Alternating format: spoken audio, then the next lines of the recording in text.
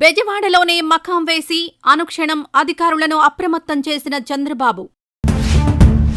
ఇలా వచ్చి అలా వెళ్లిన జగన్ పరామర్శల పేరుతో హైడ్రామా అంటూ విమర్శలు. రాష్ట్రానికి పొంచి ఉన్న మరో తుఫాను, ఎల్లుండి మరో అల్పపీడనం. ప్రకాశం బ్యారేజీకి తగ్గిన వరద, బ్యారేజీకి ముప్పు లేదన్న నిపుణులు. గోదావరికి భారీగా వరద, ఎస్ఆర్ఎస్పీలో 41 గేట్లు ఎత్తివేత. ఏపీ తెలంగాణకు 10 లక్షలు విరాళమిచ్చిన వెంకయ్యనాయుడు. ఐఏఎస్ స్మితా సబర్వాల్పై దాఖలైన పిల్ కొట్టివేత.